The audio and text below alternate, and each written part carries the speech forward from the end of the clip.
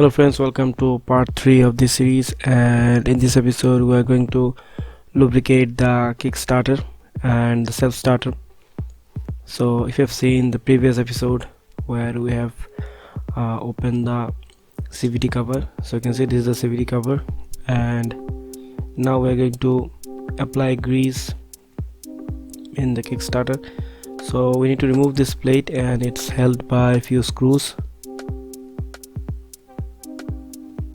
So we need to remove this thin metal strips which holds the screws, and then we're going to open the screw. So you can see all the thin metal strips are removed, and then we have removed the screws.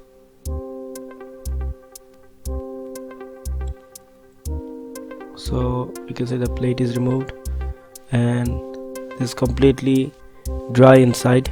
You can see no lubrication, no grease, anything. Instead I'm seeing a little bit of rust here and there.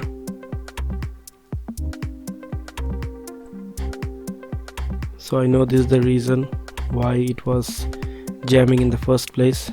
It was not lubricated properly. I don't know, it's from the factory or it's due to the flood.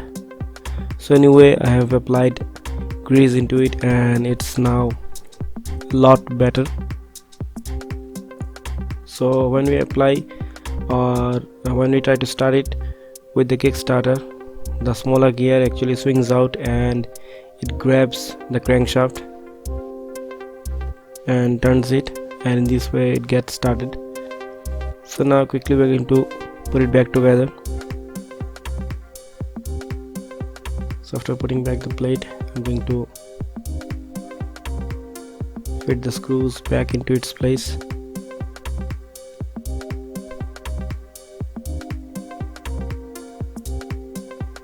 So after that we are going to open up the self-starter gear mechanism. You can see after opening the front cover, the gear is visible. There is a little bit of grease in the tip. That's because I've applied the grease on there, but I haven't applied grease on the back side. So I'm going to do that now.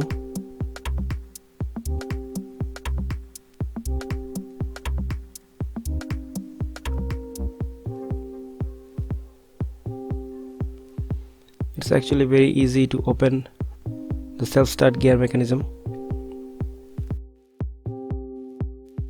You can see just simply putting back the cover, and this way you can easily open the self-starter. All you need to do is remove this small cover and then pull out the gear. So this is the cover.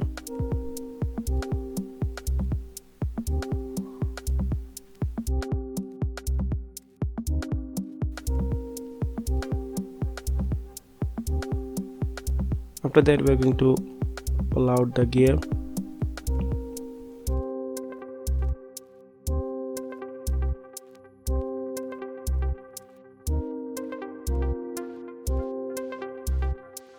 So this is the gear mechanism. As you can see, there is a small gear on the starter motor which turns this larger gear, and then the front section turns the engine crankshaft. So after observing this mechanism for some time, I was able to understand how it works. So you can see this gear, when it rotates on counterclockwise direction, and when it rotates, the front section actually swings out due to inertia because it has some weight. So when the small pinion gear rotates through the starter motor, the front gear actually swings out and locks into the main gear, which is attached to the crankshaft right next to the variator plate. And after it's locked, it starts turning.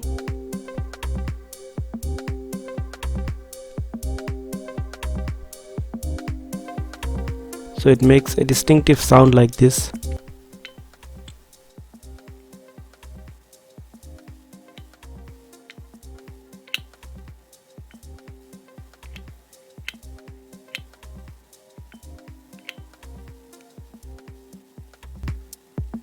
So this is the starting sound of Honda scooters, and in Hero scooters I guess you'll hear this sound. That's because the sound is coming from this mechanism. Yamaha scooters and Suzuki scooters, they don't have this mechanism, so the starting sound of those scooters are different, just like motorcycles. But Honda scooters and Hero scooters have this mechanism, which makes a unique starting sound.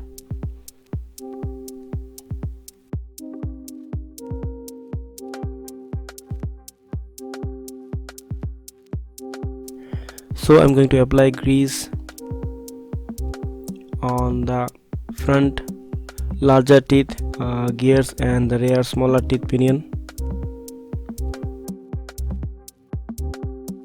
So you can see there are a little bit of rust visible, so the water went there as well. And if you look closely between the cups, there are some springs in the middle, or something that looks like a lock or some kind of mechanism. I don't know what it is, but I'm not going to stuff grease in the middle because it might affect its working function, because when it turns on it swings out and it might reduce the speed at which it swings out and latches onto the main gear. For the record, I just applied a few drops of engine oil in between the cups, not grease. And now I'm applying grease into the small tooth gear, which connects with the starter motor. And this is a section which gets connected with the main gear. So here you can see we can just simply hold it, lift the air filter and put it back into its place.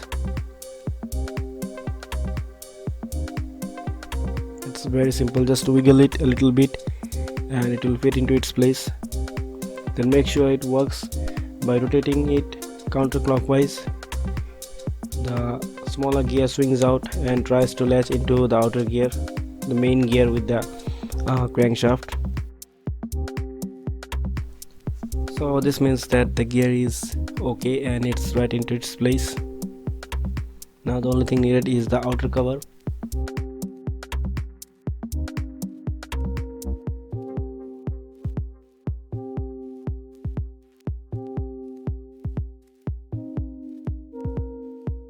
So this is the outer cover. I have also applied a little bit more grease inside, and now gently I'm putting it back into its place.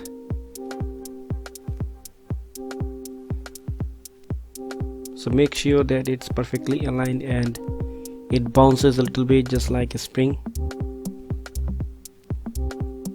So you can see it's completely fitted, and you can see it's bouncing just like, just like a spring. Feels like you're pressing into a spring.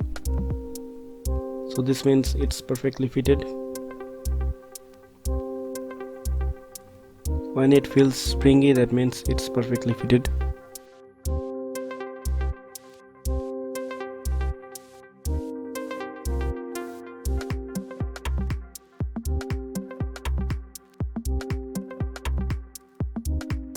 So now we are going to open the air cleaner. We need to open the screws, and there is a screw right through this hole. So the reason the hole is here is so that you can reach the screw right through it. And there is a screw in the corner of the lady's footrester. So to reach to this screw, you need to open the mounting bolt right here.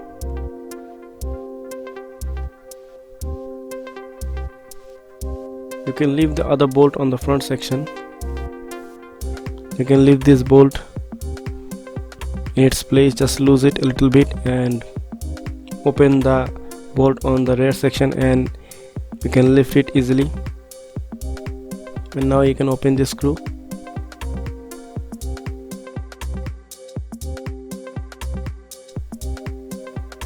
So after opening all the screws, gently pull out the cover. Now I've actually cleaned the air cleaner before, just a few minutes ago.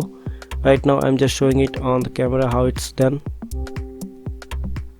That's why you might see the interior part of the air cleaner very clean. So you can see I have lifted it up and gently pulled it out.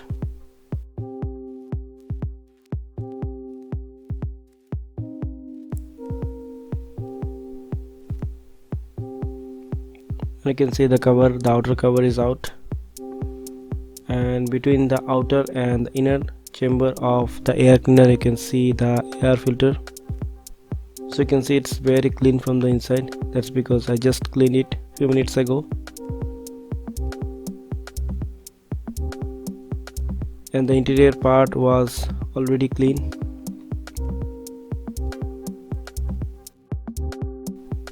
So you can see this is the outer cover, and it was initially a little bit dirty, but I have cleaned it nicely with water.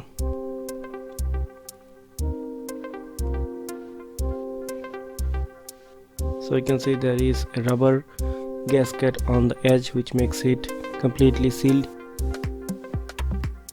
so that nothing from the outside can get in except from the intake. So this is the air filter, and it's in pretty good shape because I haven't ridden the scooter that much kilometer, so I can still use this air cleaner and I don't have to replace it.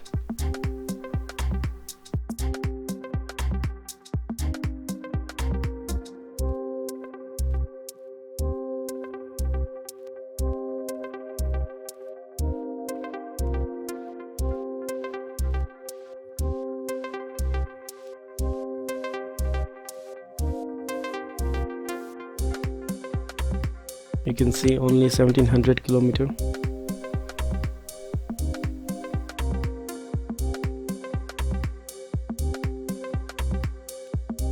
Anyway, so I'm going to put it back together. So we have refitted the air cleaner back into its place. Now the air cleaner has two chambers, the outer chamber and the inner chamber, and the air strainer is in the middle, and it has two drain plugs. You can see the two drain plugs here, one with the clear tube and the black one, this one. So you can use both these tubes to drain any fluid that may have accumulated inside. Now if you see any fluid visible in the white clear tube, that means immediately you need to clean it. So make sure to check this tube from time to time.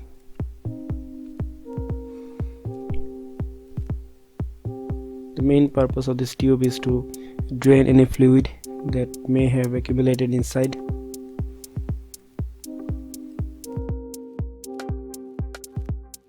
And you can see there is a breather tube right next to the air cleaner.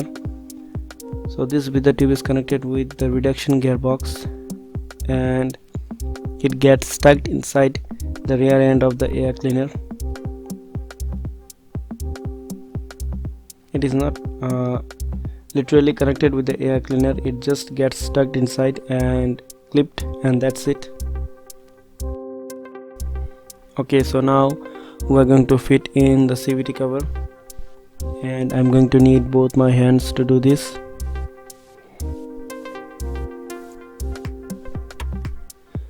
So just simply align it and push it inside, and it's done.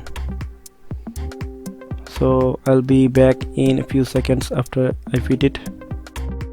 So you can see everything is fitted, all the bolts and everything is back in its place. I have also fitted the rubber hose and the clamps and everything. Now the only thing left is the side cover. So here you can see the side cover is fitted and it's completed. Now the job is done for today. Next time I'm going to open the front section and fix the shock cable and everything related to it. So thanks a lot for watching, guys. I hope you like this video. If so, then hit the like button and subscribe to my channel as well. So I'll see you soon.